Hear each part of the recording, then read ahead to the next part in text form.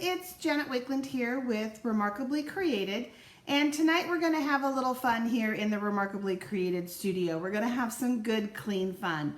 We're going to play around with bleach. Now there are a couple of different types of bleaches out there. You have just your standard bleach. There is what's called a no splash bleach. That is a bleach that's had a thickener added to it so that it doesn't splash. You'll also find bleach in the form of like your bleach sticks for cleaning and things like that. For tonight's event, we're going to use just plain old good bleach. So I'm going to switch the cameras around and we're going to jump right in because I have lots of amazing techniques and ideas. And I have quite a few sneak peeks of some new product. I thought that would be kind of a fun way to showcase this. So the very first way that we're going to work with bleach is we're going to work with it by coloring with it. And when you color with it, you have a couple of options. You can use the tips of your water painters.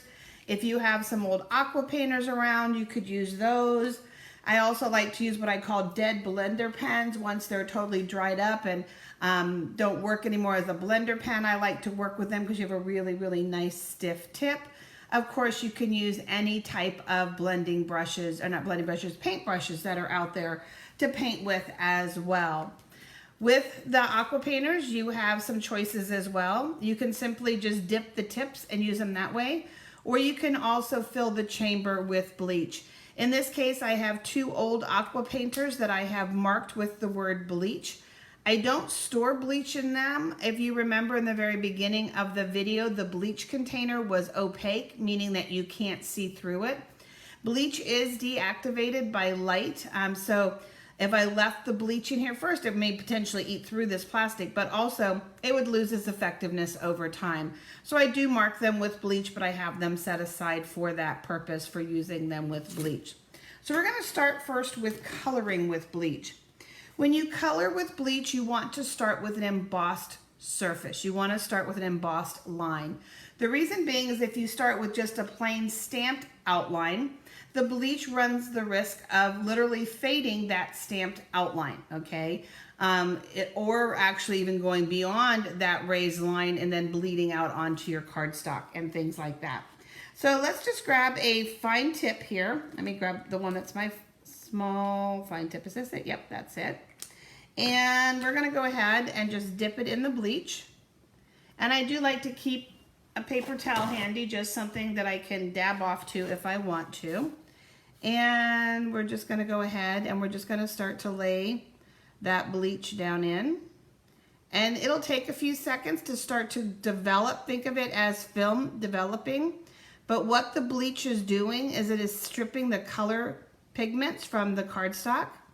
And what's fascinating and what you will see throughout this video presentation is that every color of cardstock reacts differently. You're going to have some that are going to be kind of almost white. Some are going to be kind of an orangey yellow. Some are going to be somewhere in between. So you're going to be able to just simply color and it's going to pull the color right out of the cardstock. So can you see that right there? So on crumb cake, you're seeing here where it kind of gives it a little bit of a yellowish look. And this is with black embossing. So I thought it would be fun to try a couple of other different types of embossing. It's a little sneak peek for you. This is a celebration stamp set that will debut August 3rd as a free gift with qualifying purchase. Look at these fun little sheep. They also have coordinating dies as another option for you as well. But I just went ahead and I embossed them in white because I think of, sheep as being kind of whitish gray, and so I wanted even that white outline. And now we'll go ahead, and you have an option, just like when you're working with blender pens, you don't have to do your whole image. You can simply just start to pull out some of the color on them, and we'll let it just kind of start to pull out. Or you can go ahead and I can pull the whole color out, and I can just go ahead and color my whole sheep. I've got that song Counting Sheep from White Christmas stuck in my head. So in here you can see, look at the difference in color on gray, and then look at the color here. Now one of the things that you can also do is you can set it aside and let it dry like I just did, or you can take your heat tool and take your heat tool to it and that will also start to dry it up and kind of change the colors and develop it just a little bit for you. So there you can see coloring again on white embossing. And one more with white embossing for you. I just thought I'd do the fun little dragonflies. And we're just going to come in here, and this is a little tighter stamp and tighter image, but it will still show through, and you're going to get a really pretty look with these dragonflies. And in this case, I'm just rubbing all over everything. So we've just got that. And if I hold it up, you can see where it started to color between the dragonfly. And if you hang on a second, I thought I had one that was embossed in gold, and maybe not. Maybe I just imagined it. But hold on. I did earlier, so I'll just show you that one. This is another sneak peek of a beautiful angel, and we embossed her in navy cardstock and then went ahead and used the bleach to color her. So you can see the gold. So it doesn't matter what color embossing that you use, the embossing is gonna hold its color. It just depends on what you're looking for as you are looking for that. No, I'm not using, Beth, or Elizabeth, I'm not using StazOn. These are embossed images, okay? You possibly could use StazOn and it might be a little bit more permanent, but you're still not really going to have the same effect. You want that embossed image. It's just going to give you that nice contrast. So in this case, what I've done is I took one of our background stamps and I embossed it in clear. And let me grab just a bigger brush here for just a second, bigger tip brush. And we're just going to take our bleach and we're just going to start to go over the whole thing. So it's a form of emboss resist. So the bleach is going to set down in between the raised embossed areas, and it's going to just start to lift the color up. We'll give it some time to develop.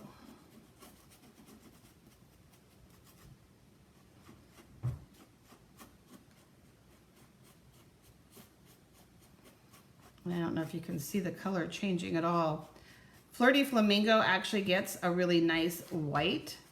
So you're going to get that really fun contrast between it. We can just take our paper towel and wipe off the embossed, and it's going to continue to develop for just a few seconds, but we were able to change the inside to white so you can do an actual embossed resist as well. So you can color with embossing, whether you use an aqua painter, whether you use a dead blender pen, whether you use paint brushes. You can stamp an image with embossing and then go ahead and color it. And again, all of your cardstocks are going to look a little bit different when you do it that way. So let's set that aside. We'll come back to that in just a second. And now let's go ahead and let's just pull in some cardstock. Actually, let's pull this one in. And then another way that you have of working with the different colors and things is to actually stamp with a stamp directly on the cardstock. Two options for you. Some people like to protect their stamp with Versamark.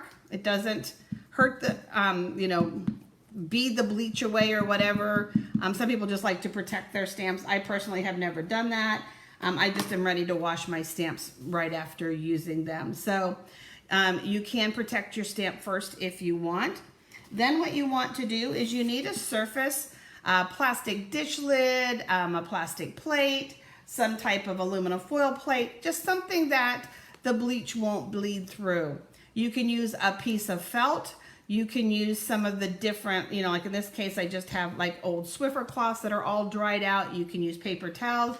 But what you're going to do is you're going to create a little spot for the bleach. You're going to create like a bleached stamping pad. So it's going to be like an ink pad, but the difference is it's going to have a little bit of bleach on it. So let's just go ahead and add our bleach to that. And pretty brave pouring this on screen. But we're just going to go ahead and add our bleach. And now what you can do is just tap your ink on that pad. And then you're just going to take and press and hold it to your cardstock. And we're going to do that a few different times. Ignore the mess up there.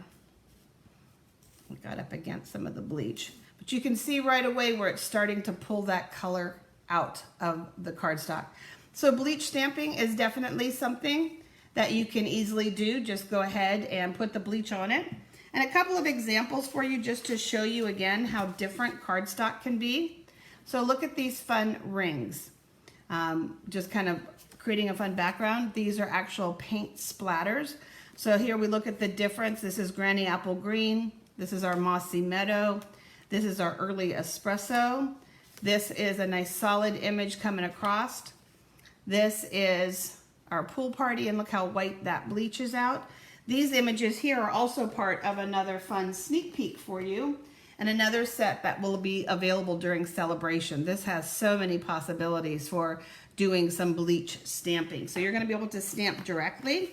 Again, just a few more for you. Here you can see these are pine cones that we stamped. I could go back. This is a two-step stamp, so now I could go back and add a layer with gold embossing. I could add a layer with white embossing to look like snow, so I can layer up. Here you can see Blackberry Bliss. So again, all of our colors are always different. Real quick, back to that Flirty Flamingo as it dries, just so you can see just how white the cardstock gets. They're all so different. So we can stamp directly with our bleach. So that's definitely another idea and an option for you. So moving along, another way that you can use bleach. Let me have a piece here. So now I have a piece of Early Espresso. Again, it just doesn't matter what colors you work with. And I have a stencil. And so I'm gonna go ahead and I'm just gonna lay the stencil down, and I'm gonna use a dauber. And I find I like using the pad as opposed to a bowl of liquid. And then I can just stamp with my dauber right through the stencil. And so I'm gonna be able to get a beautiful design with the stencil. Oh no, it went too far. Sorry about that, it was too wet. Okay, so you have to be careful. It is possible for them to be too wet. So let's just go really lightly and create that background. So once it dries, I'll show that to you, and it's starting to develop now.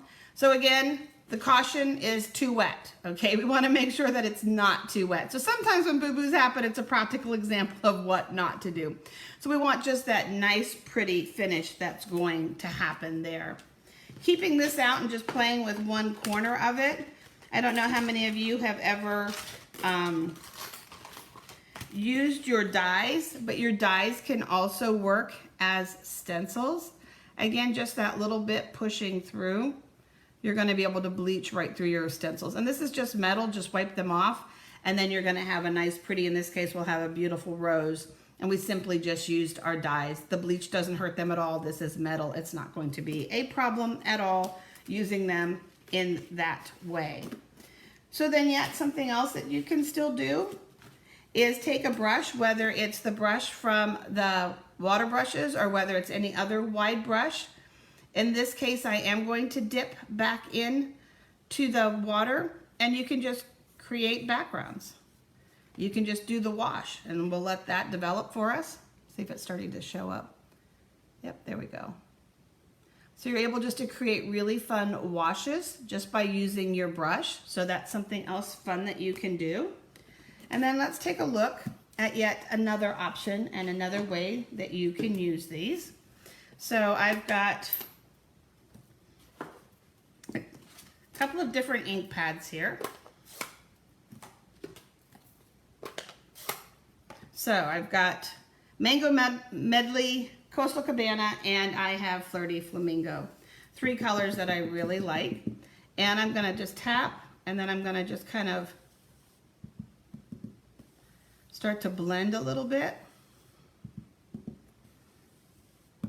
Get this all cleaned up. I didn't tap that one off on the paper. When you don't tap them off, you kind of get a little dark smush like that, and it doesn't blend out as well. Tapping it over here takes some of the ink off so that you can make that a little darker. And then we'll go to our darkest color and just start to add. See, again, I didn't tap off. I'm not paying attention to what I should be doing here, guys. Let's just add some of that up and around. And this actually works better the darker your colors are. And let's just take this stamp off, and let's just grab this sweet swirly little rose. And I'm gonna come back to my ink, my stamp pad over here. We're gonna tap off some of that ink because it's pretty full. And now I'm gonna press it and we'll give it a second, and I'll hold it up for you in just a minute so you can see. So it's going to go ahead and remove those colors, and let's grab our leaves and we'll kind of finish this up just a little bit.